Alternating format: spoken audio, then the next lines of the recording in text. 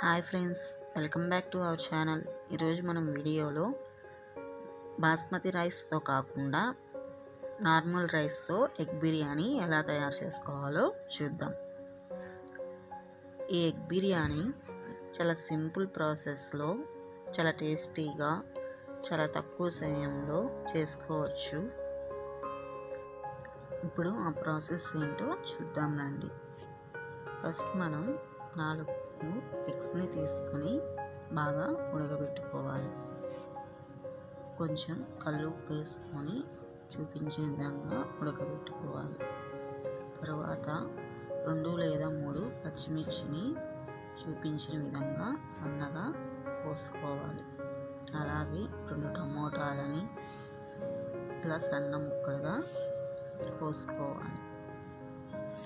తరువాత ఒక ఆనియన్ని చూపించిన విధంగా సన్న ముక్కలుగా కోసుకోవాలి. ఈ బిర్యానీ చాలా సింపుల్ ప్రాసెస్లో అయిపోతుందండి. ఎక్కువ టైం కూడా పట్టదు. ఇప్పుడు ఎగ్స్ ఉడికిపోయాయి, ఇవి తీసి పక్కన పెట్టేసుకోండి. ఇప్పుడు బిర్యానీకి కావాల్సిన గిన్నెను స్టవ్ మీద పెట్టుకొని దీనిలోకి 1 టేబుల్ స్పూన్ నెయ్యిని, అలాగే 3 or 4 టేబుల్ స్పూన్ల నూనెని యాడ్ చేసుకోండి. ఇప్పుడు దీనిలోకి మసాలాలని యాడ్ చేసుకోండి. సాజీరా, బిర్యానీ ఆకు, అలాగే స్టార్ పువ్వు, చెక్క, మొగ్గ, బిర్యానీ మసాలాని యాడ్ చేసుకోవాలి. ఇలా మనం యాడ్ చేసుకున్న తర్వాత పుదీనాని యాడ్ చేసుకొని తర్వాత మనం కోసుకున్న పచ్చిమిర్చిని, ఉల్లిపాయలని వేసుకొని బాగా రెడ్డిష్ కలర్ వచ్చేంత వరకు వేయించుకోండి. ఇప్పుడు ఇందులోకి మనం ఇంట్లో హోమ్మేడ్గా చేసుకున్న అల్లం వెల్లుల్లి పేస్ట్ని వేసుకొని పచ్చివాసన పోయేంత వరకు వేయించుకోవాలి. ఇప్పుడు మనం సన్నగా తరిగిన టమోటాలను వేయించుకొని దీనిలోకి 1/2 చెంచా పసుపు, అలాగే 1/2 టీ స్పూన్ కారం, అలాగే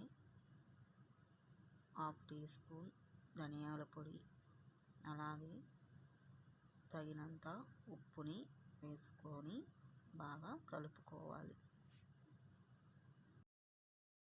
ఇప్పుడు ఒకసారి బాగా కలుపుకోండి. తరువాత 2 గ్లాసులు బియ్యానికి 4 గ్లాసులు వాటర్ని యాడ్ చేసుకోండి. అంటే 1 గ్లాసు బియ్యానికి 2 గ్లాసుల వాటర్. ఇప్పుడు బియ్యంని 2 గ్లాసులు తీసుకొని వాటర్ వేసుకొని వాష్ చేసుకొని తరువాత నానబెట్టుకోవాలి.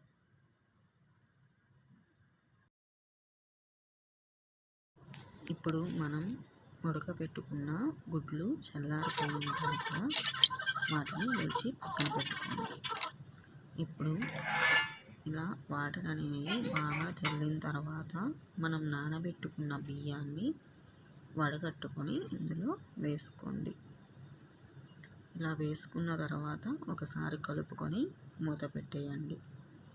ఇప్పుడు ఎగ్స్ కోసం పక్కన ప్యాన్ పెట్టుకొని అందులో 2 టేబుల్ స్పూన్ ఆయిల్ యాడ్ చేసుకొని కొంచెం పసుపు, సాల్ట్ని యాడ్ చేసి ఈ ఉడకబెట్టుకున్న గుడ్లకి ఘాట్లు పెట్టి ఇలా చూపించిన విధంగా ఫ్రై చేసుకోవాలి. ఇలా ఫ్రై చేసుకున్న తర్వాత ఈ ఎగ్స్ని పక్కన పెట్టుకొని ఇప్పుడు మనం రైస్ని చూద్దాం రండి. ఇలా రైస్ ఉడికిందా? ఇప్పుడు మరలా ఒకసారి కలుపుకొని మూత పెట్టుకోవాలి. తరువాత 5 మినిట్స్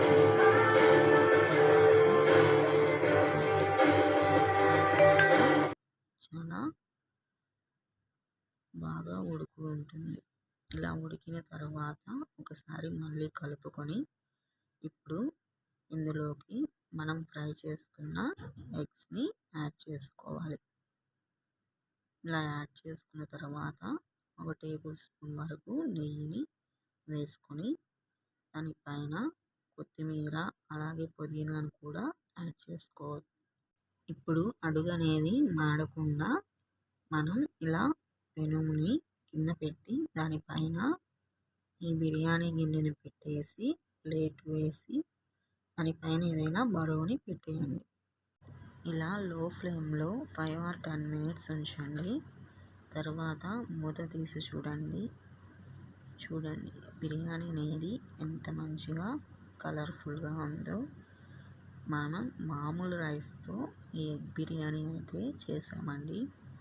చాలా సింపుల్ ప్రాసెస్లో మన ఇంట్లో ఉండే చాలా తక్కువ ఇంగ్రీడియంట్స్తో మనం ఈ బిర్యానీ అయితే పిల్లలకి లంచ్ బాక్స్లోకి చేసి పెట్టచ్చు. అప్పటికప్పటికి చాలా బాగుంటుంది. అచ్చం హోటల్లో ఎలా అయితే టేస్ట్ ఉంటుందో ఆ టేస్ట్ ఉంటుందండి. మనం బాస్మతి రైస్తోనే కాదు, ఇలా మామూలు రైస్తో కూడా చాలా సింపుల్ ప్రాసెస్లో ఇలా ఎప్పుడు చికెన్ తినకుండా ఇలా ఎగ్ బిర్యానీ కూడా ట్రై చేయండి. చాలా సింపుల్ ప్రాసెస్లో అయిపోతుంది. అయితే మీరు కూడా ఒకసారి ట్రై చేస్తారు కదూ. మీరు కూడా ట్రై చేసి మీకు ఎలా వచ్చిందో నా కామెంట్ బాక్స్లో షేర్ చేయండి. అలాగే ఈ వీడియో కానీ మీకు నచ్చినట్లయితే ప్లీజ్ లైక్ చేయండి, షేర్ చేయండి, సబ్స్క్రైబ్ చేసుకోవడం మర్చిపోకండి. ఇంకా మన ఛానల్ని ఎవరైనా సబ్స్క్రైబ్ చేసుకోకపోతే ప్లీజ్ సబ్స్క్రైబ్ చేసుకోండి. Thanks for watching this video.